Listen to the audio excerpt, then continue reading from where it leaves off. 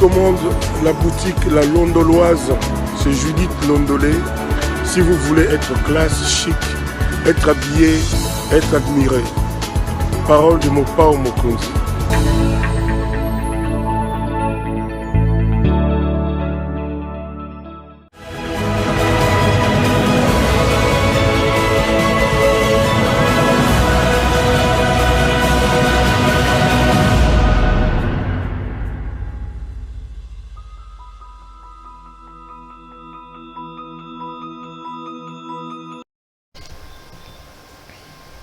Madame, Messieurs, bonjour et bienvenue à ce nouveau numéro de l'émission d'Écrit Info sur CPL Télévision, ce magazine d'analyse d'actualité politique, sociale, économique et même juridique qu'on a lancé ici à CPL Télévision.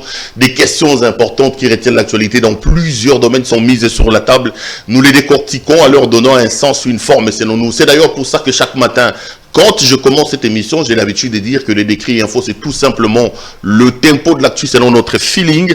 Ça veut dire notre manière à nous de voir les choses, notre manière à nous de les ressentir et notre manière à nous de les exprimer. C'est un magazine d'opinion où moi, Monsieur Claude Perroulouara, que vous appelez affectueusement Monsieur CPL, je viens, je donne mon impression, je donne mon avis, mon opinion sur la marche de mon pays, sur une question donnée. Le décrit info est donc un magazine d'opinion.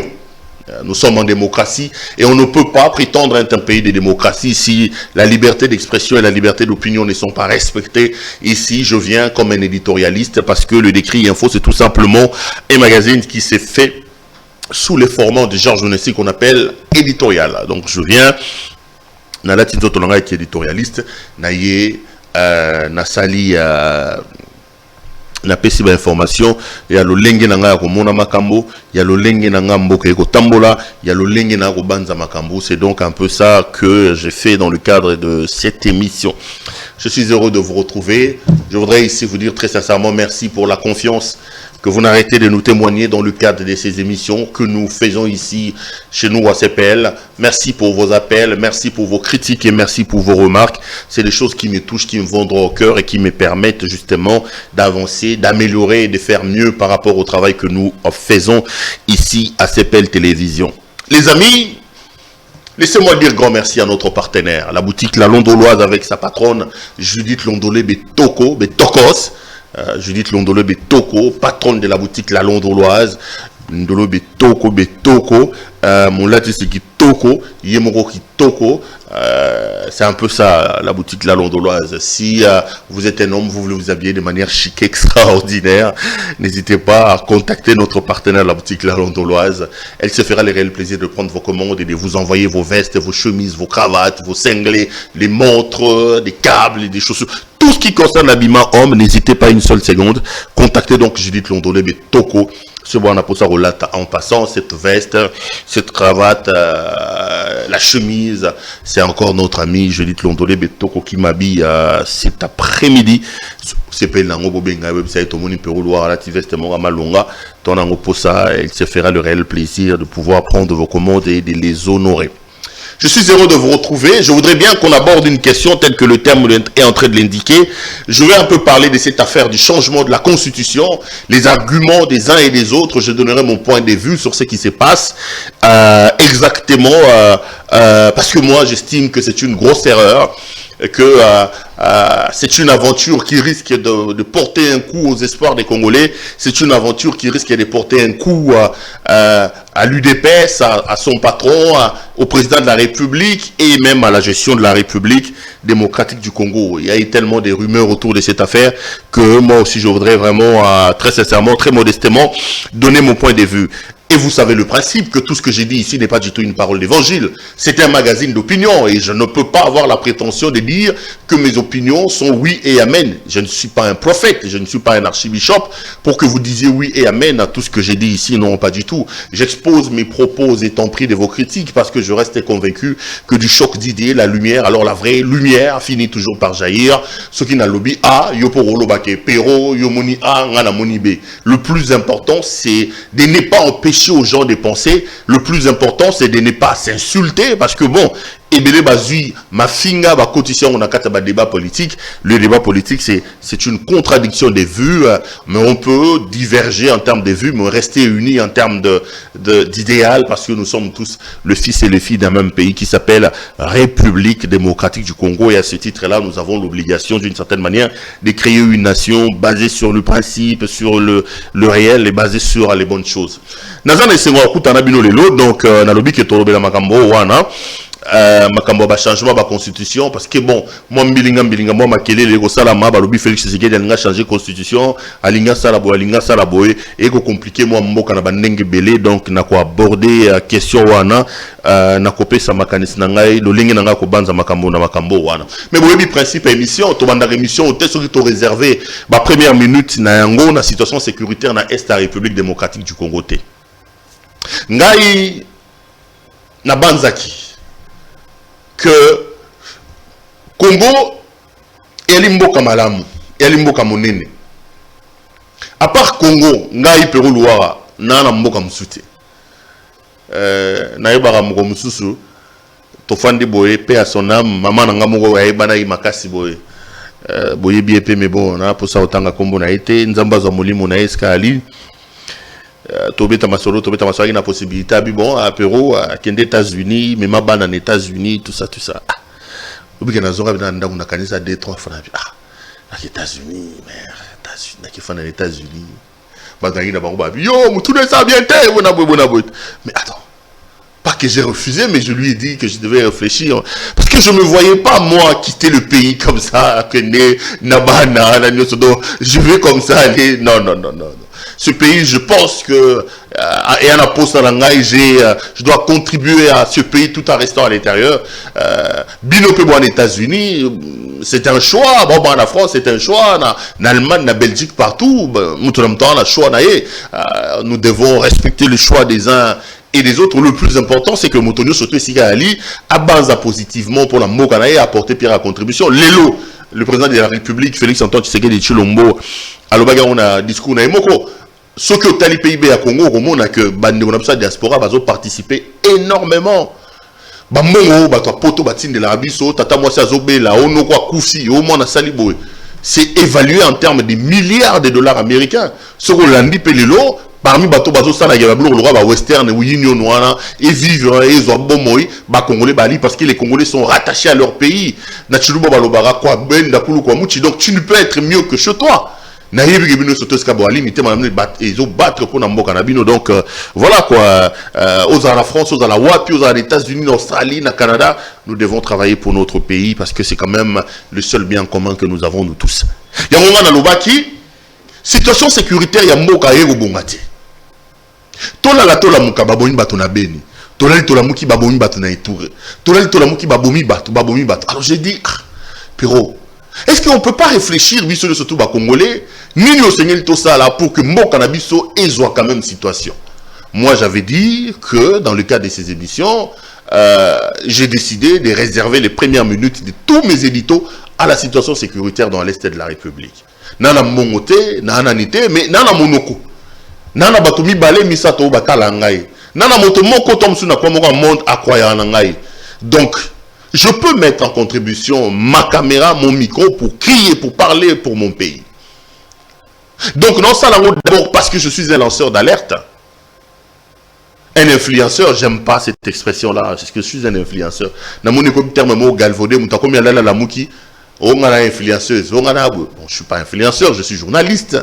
Je veux seulement que ma voix soit entendue par rapport à la situation désastreuse dans laquelle se trouve mon pays et par rapport à la situation désastreuse vécue par mes compatriotes de l'Est. Les lois Ukraine, nous discutons d'ailleurs, je vais faire un décrit demain ou après-demain sur cette situation-là parce que Bandapé Bandi, j'aimerais bien quand même en parler. Non seulement on a bien mais ceux qui m'ont dit juste. Ils ont les gars en Ukraine. Je vois comment les Américains, les Français, l'Union Européenne, le Parlement, comment les gens se mobilisent. J'ai comme l'impression que le monde est tout simplement injuste. Parce que chez nous, on vous dit qu'on tue des millions de personnes. Parfois, ceux qui se lamentent aujourd'hui sont derrière ça. Ils tirent les ficelles de situations d'instabilité dans le monde. Mais tant que Poutine a sali, Poutine a commis Moutumabe. Je suis contre la guerre quand je vois les images des femmes enceintes en train de se faire canarder, bombarder, Pologne, Moldavie, Roumanie, etc. Ce n'est pas bon. Personne ne peut supporter la guerre. Mais ce qui se passe dans ce pays-là, ça se passe aussi dans d'autres pays.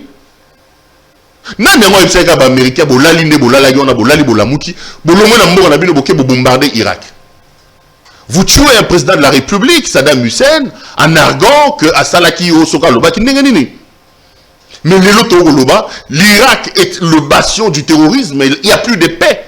Qui a dit à Nicolas Sarkozy de quitter son pays et de venir bombarder chez nous en Afrique ici? Ils ont tué Kadhafi, alors que la Libye était une fierté africaine. Les lois, Libye est comme la plateforme, il y a bizarre, parce qu'eux, ils ont quitté chez eux, ils ont bombardé. Mais aujourd'hui, ils nous présentent Vladimir Poutine comme un démon, comme un diable. Quand c'est eux qui le font, ils disent qu'ils le font pour libérer les États, pour libérer les pays. Qui vous a dit que ces peuples-là avaient besoin de vous? Mais quand c'est Poutine qui le fait, on dit de lui invention et tout. Tralala. Non, nous devons créer un monde juste. La règle de droit est aussi une règle valable parce que la règle de droit est impersonnelle. La règle de droit ne doit pas être appliquée à deux vitesses.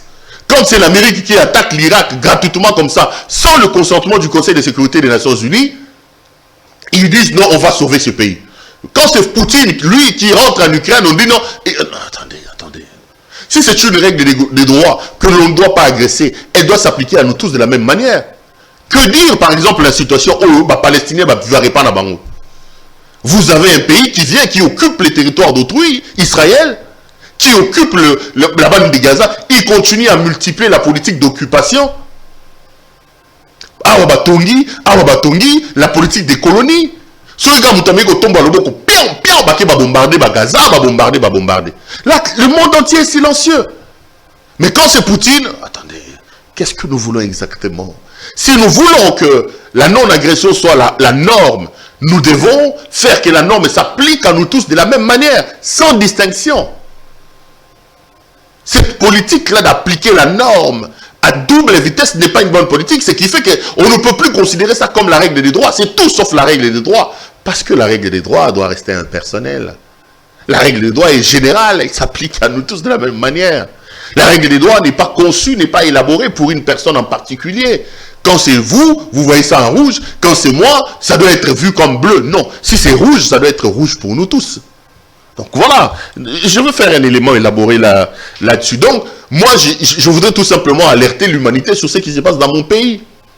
Les amis, que vous soyez en Australie, en France, en Belgique, au Canada ou partout dans le monde, vous devez savoir qu'il y a des problèmes chez vous. Votre pays a des sérieux problèmes dans sa partie Est. Alors où nous parlons, on tue, on viole, on massacre dans mon pays. Aujourd'hui, on parle de l'Ukraine. Mais chez moi, ça fait 2 décennies que ça dure. En Ukraine, on n'a pas encore atteint la barre de 1000 morts.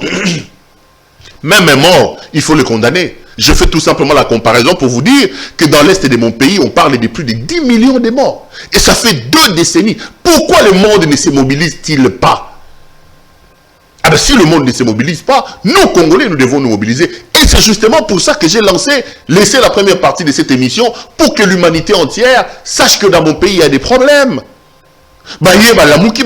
État de siège. D'accord, on vous soutient, mais 10 mois ou 9 mois après l'état de siège, vous en êtes où? Personne ne le dit. Chez nous. Combien sont-ils? Pour combien de temps? Personne ne le dit. Entre-temps, c'est pas du tout normal. Alors, Congolais, partout où tu es, tu dois réfléchir sur ce que tu dois faire pour ton pays. Non, un journaliste, j'écris, j'alerte l'opinion sur la situation d'insécurité qui prévaut actuellement dans mon pays. J'aurais fait mon travail. Vous aussi, partout où vous êtes, posez-vous la question de ce que vous devez faire.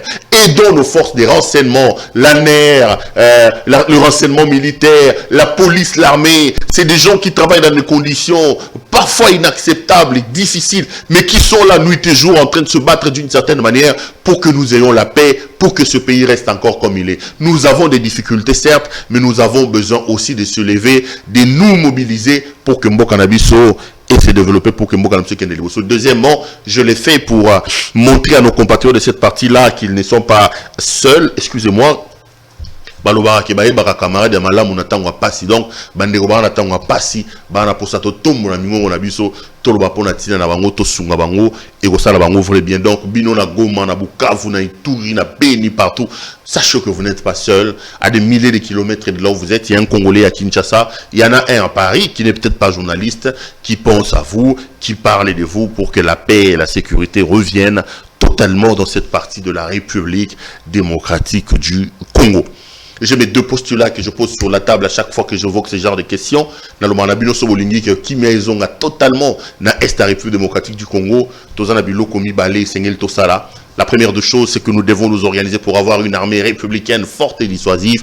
La deuxième de choses, nous devons identifier la menace, c'est-à-dire identifier les tireurs des ficelles de la situation, les traquer et les punir. Si nous réussissons à avoir la constellation de ces deux éléments, nous pouvons entrevoir le bout du tunnel par rapport à la situation d'insécurité qui prévaut dans l'Est de notre pays. Voilà les deux, trois petites choses que j'avais à dire sur l'Est de la RDC. Je reviendrai demain pour dire la même chose. Et voilà. Les amis, avant d'en arriver à mon thème, laissez-moi aborder une question qui commence un peu à m'embêter, c'est la situation de nos entreprises. Hier, j'avais fait une émission ici avec quelqu'un des Logefrem. Et aujourd'hui, je voudrais également revenir sur la même question parce que situation d'entreprise est moi Mbilinga. Je fais une escale aujourd'hui à Logefrem. Je voudrais d'emblée me poser la question parce qu'à l'heure où nous parlons, il y a une sorte de guerre qui existe désormais entre la tutelle, c'est-à-dire le ministère des Transports, voies des communications et des enclavements, je crois que ça doit être comme ça, qu'on appelle désormais, et la direction générale de Logefrem. Il y a un problème entre d'un côté le directeur général AI, monsieur Manzila Olivier, et de l'autre monsieur Chéribert Okende qui lui est ministre des tutelles.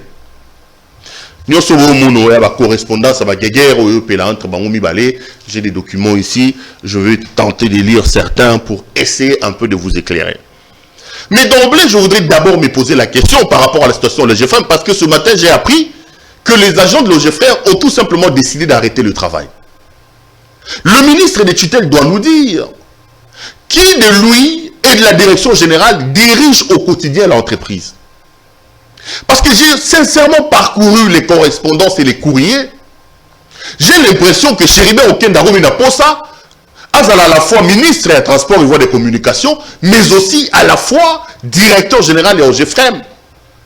Parce qu'il y a tellement d'immixtions que je me suis posé la question, au regard de mes enquêtes et des lectures des courriers que j'ai sur la table, qui de la direction générale et de la tutelle dirige effectivement l'entreprise. Nazo comprendre était, et là on nini, et on les gars entre les deux, on dirait ministre Alingui finalement, atika bureau naïe, aya au fan d'Aguna 14 Logefrem. J'ai 3-4 actes, et là on les a et là Liboso, il s'oppose sur une question des mandataires. J'ai les correspondances, je vais tenter de lire, je change mes lunettes, je mets mes lunettes de lecture. Logefrem, pour la petite histoire, c'est donc l'office de gestion de fret multimodal. Il gère tout ce qui concerne le fret qui rentre ici au Congo. Avant, à l'époque des Milngoy, ils avaient un seul mandataire. Le mandataire, en réalité, c'est quoi?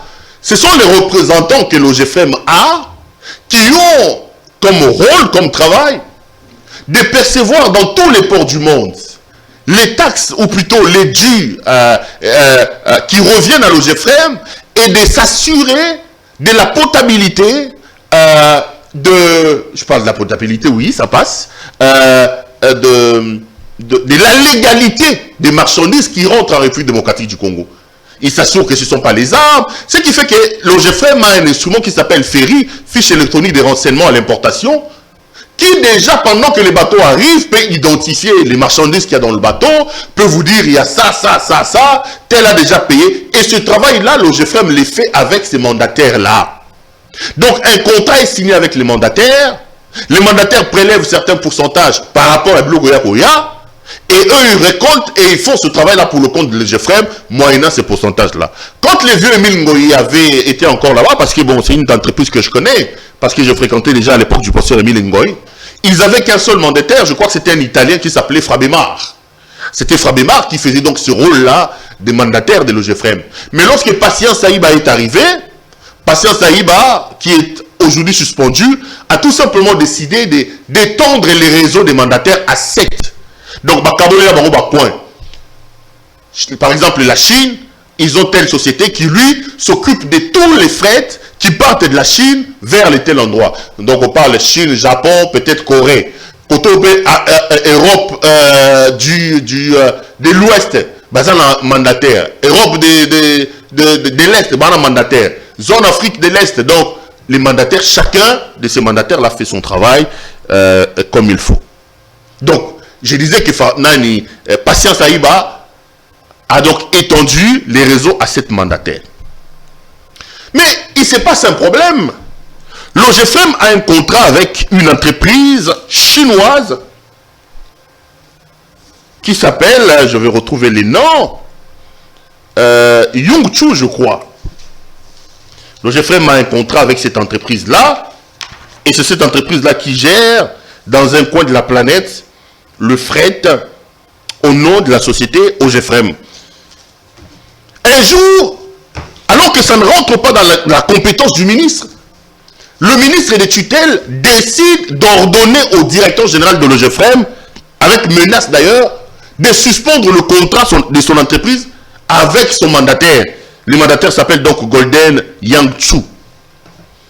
Papa, la gestion des contrats entre l'OGFM et les mandataires est une exclusivité entre l'entreprise et ses représentants. C'est un acte de gestion quotidien qui n'intéresse pas le ministre. Le ministre et la tutelle, il a ses compétences. Vous savez qu'en droit, la compétence est d'attribution.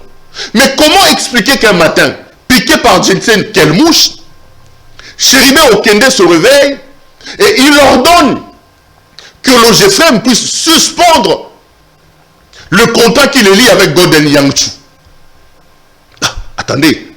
On tente de lui expliquer que ça ne se passe pas comme ça. Même les locataires dans sa maison, on va les chasser, il faut lui donner un préavis. Monsieur, il faut déconnecter ce monsieur-là.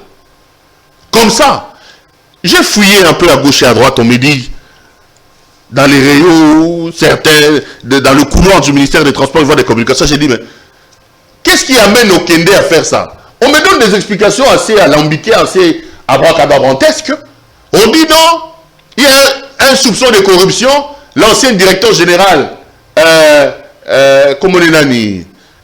Saïba, a des commissions derrière cette affaire-là, comme on l'a suspendu. Ça devient comme une affaire personnelle entre Saïba et Okende. Saïba ne doit plus toucher, allez, il faut... Ça ne se passe pas comme ça, la gestion de la République. Et la pression du ministre a fait que l'OGFM, ou la direction générale de l'OGFM, s'est vue dans l'obligation de débrancher, de déconnecter de son système l'entreprise Golden Yangchu. Sans préavis, sans aucune réunion, parce que les humeurs de M. Okende ont amené à demander à ce qu'on déconnecte Yangchu. Et à l'heure où nous parlons, Yangchu est allé devant les tribunaux. J'ai les assignations ici. Voilà. J'ai les assignations ici. Yangchu est allé porter plainte contre l'OGFM pour une résiliation abusive du contrat. Et Yangchu réclame 300 millions de dollars américains à l'OGFM, des dommages et intérêts. Tout ça, c'est parce que les humeurs de M. Okende l'ont amené à exiger qu'on débranche cette entreprise-là de manière illégale, qu'on les déconnecte plutôt de l'OGFM. Je veux bien que la tête de Patience Aïba ne puisse pas plaire au niveau du ministère des Transports et des Communications. Je n'ai aucun rapport avec Patience Aïba. C'est un grand ami à moi, Patient. Mais bon, dans ce qui arrive ici, on peut ne pas l'aimer. Un grand ami à moi, je ne parle pas pour Patience Aïba, même si la tête ne plaît pas.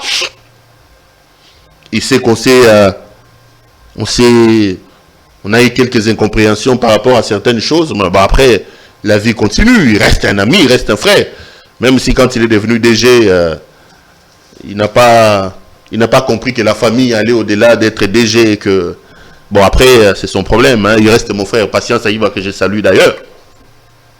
Alors, la tête de Saïba peut ne pas plaire à M.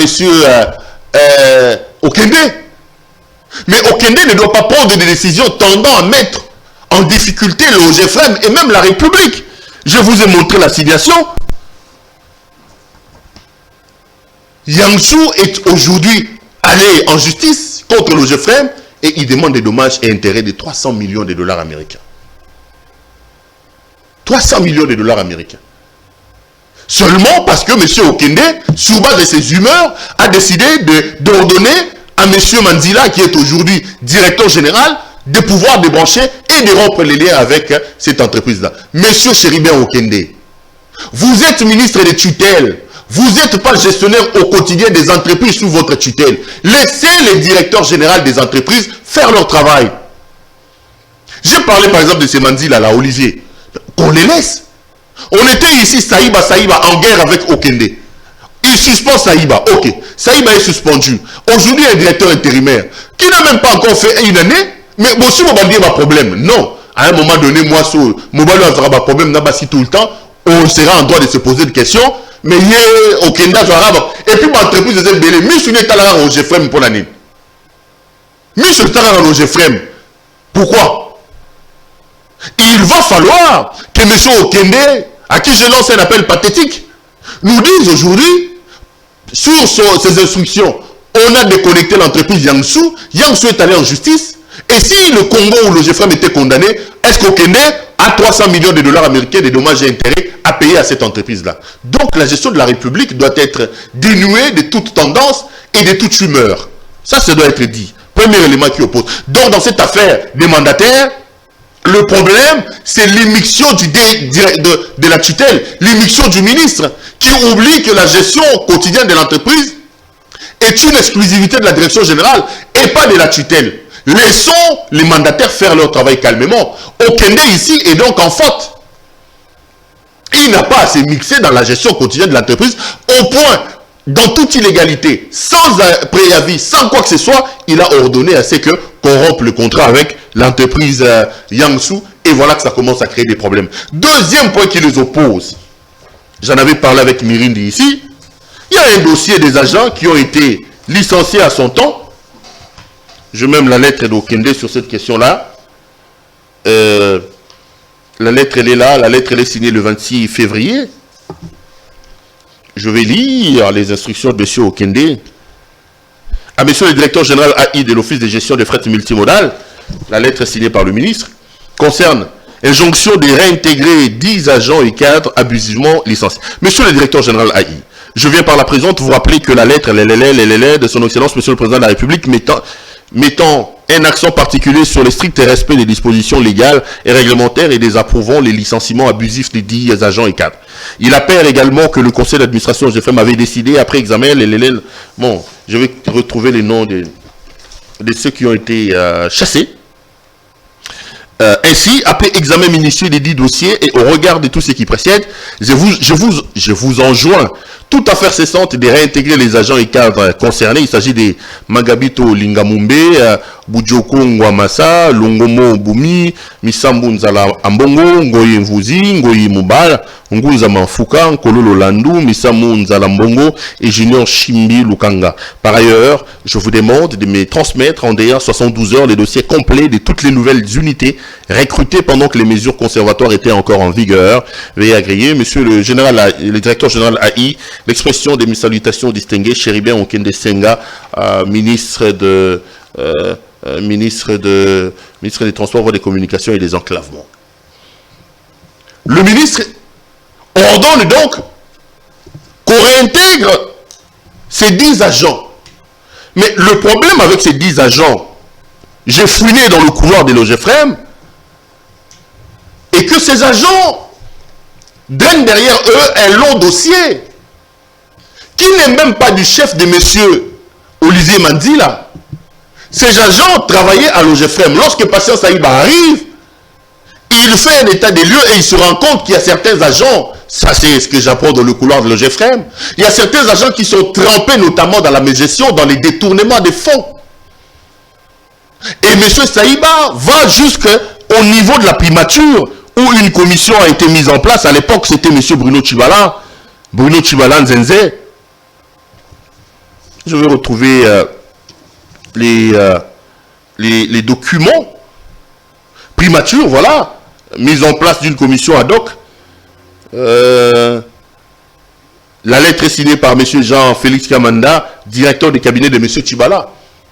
le dossier est allé jusqu'au niveau de la primature. Une commission ad hoc a été mise en place pour tabler sur les 10 agents révoqués pour manquement grave, certains pour des détournements. Et au terme de cela, selon ce que j'apprends dans le couloir de l'OGFREM, le Premier ministre a donc donné mandat, a donné plutôt raison à l'organe qui a licencié ces agents et il a appelé ceux qui se sentiraient touchés de contacter ou plutôt d'aller ester en justice parce que ce sont des Congolais qui ont droit d'ester en justice quand ils sentent que leurs droits sont violés.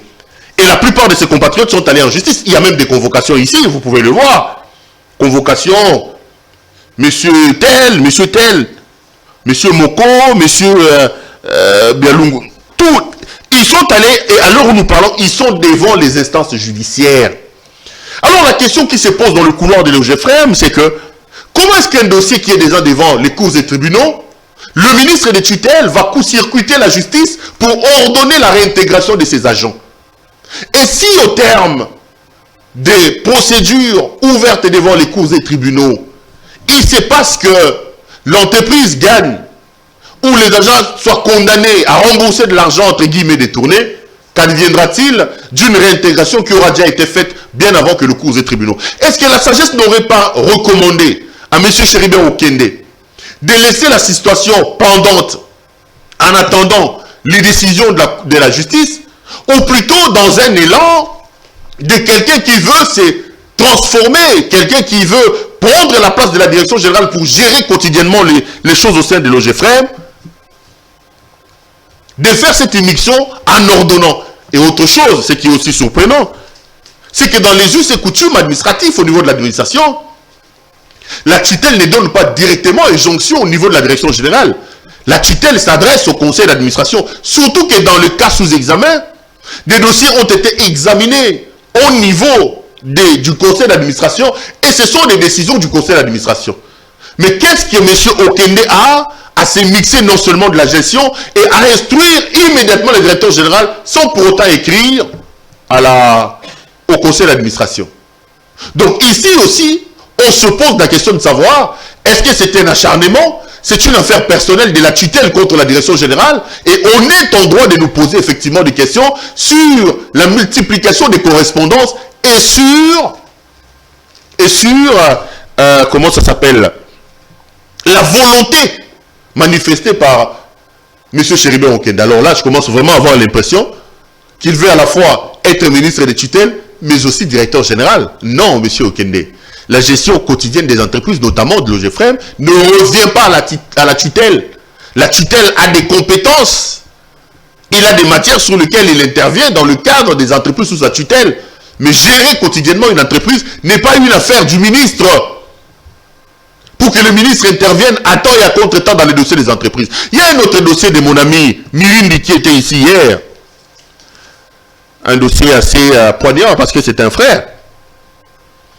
Mirindi est passé dans mon émission ici, il a dit qu'il a été chassé de l'entreprise. Mais ici, dans le cadre de droit des réponses, comme ça s'est fait en termes d'éthique et de déontologie, l'autre partie a aussi apporté les éléments en attendant de recevoir le représentant de la direction générale. On note que M. Mirindi, ça fait 17 mois qu'il a été mité à Kindu, dans le Maniema. Et en croire justement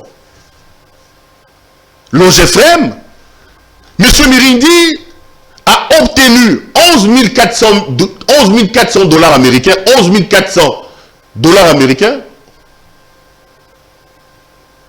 pour son billet, son intégration, c'est-à-dire des frais de mutation. À Benda, 11 400,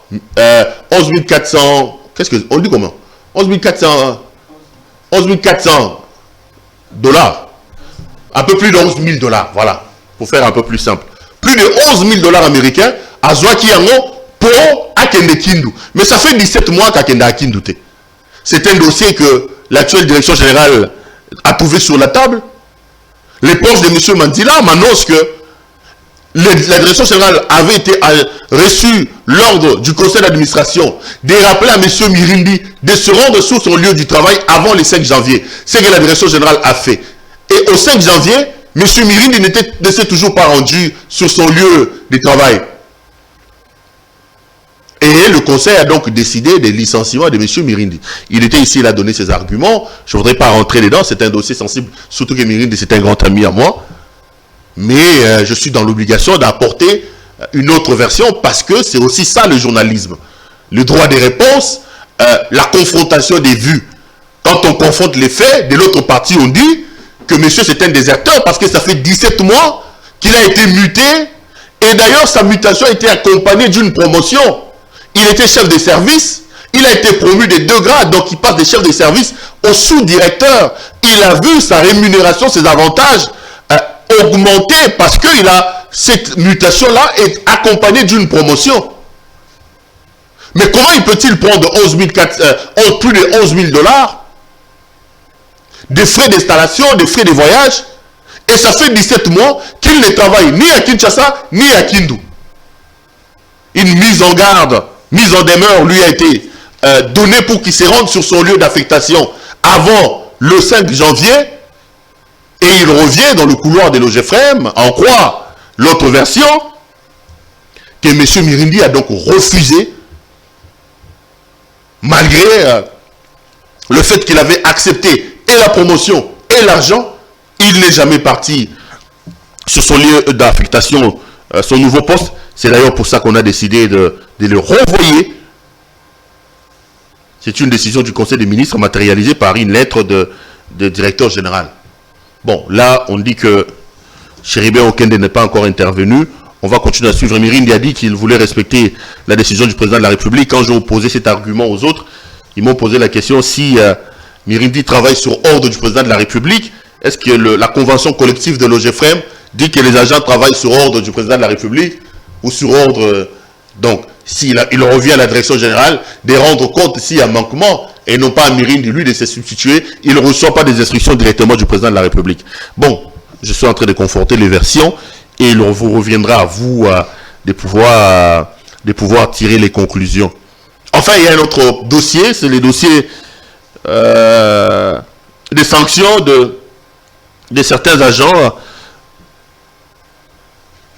qui ont vu leurs droits être respectés parce qu'ils ont été devant la commission de discipline de l'entreprise qui a fait un rapport au conseil d'administration et le conseil d'administration a décidé pour certains les licenciements. On parle notamment de certains Christian Mouyengo, je crois, et les autres des mesures de suspension. Là aussi, on dit que le ministre s'est opposé, alors que au niveau de l'OGFREM, on dit que le droit a été respecté. Moi, je retiens 2-3 choses de ces choses-là. Je suis à la 40e minute à peu près, alors que je voulais parler d'autre chose, mon Dieu. Voilà, ah là là, oh là là, oh là là, je voulais parler de cette affaire de... Je voulais vraiment aborder cette affaire de changement de la Constitution, mais là, je viens de dépasser 40 minutes. Je ne pensais pas que l'affaire OGFREM allait me prendre autant de temps. Bolimbi Sanga, pardon, Nafukami.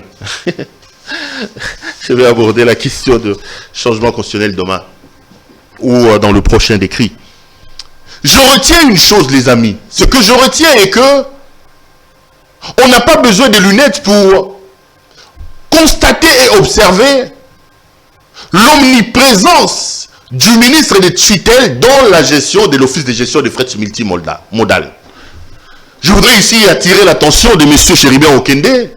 Le ministre n'a pas la compétence de gérer au quotidien l'entreprise, les entreprises sous sa tutelle.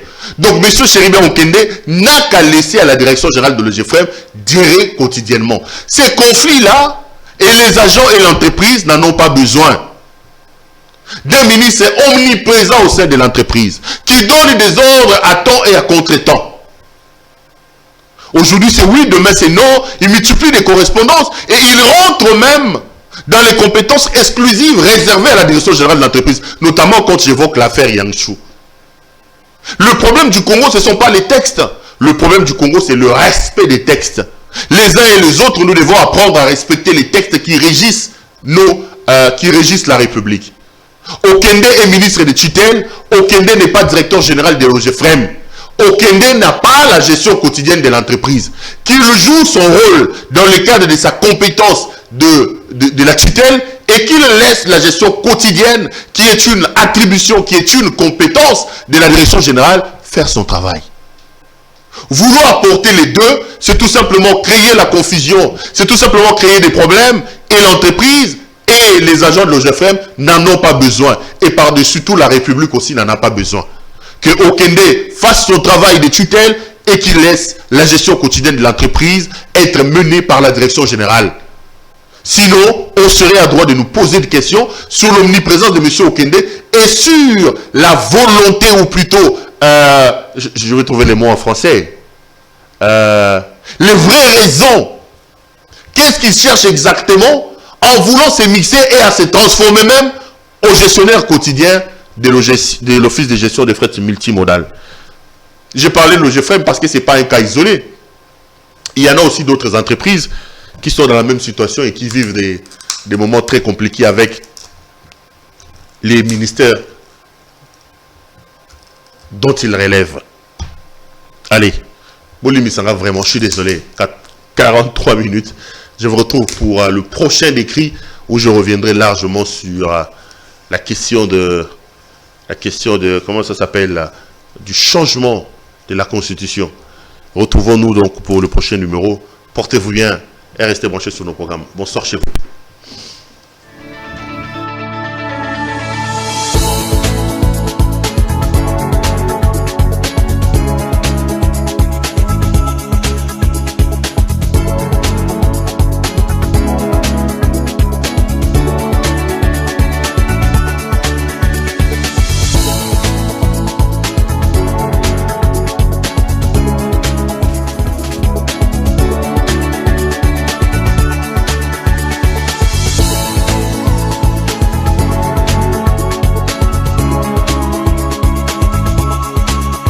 Je vous recommande la boutique La Londoloise, c'est Judith Londolé.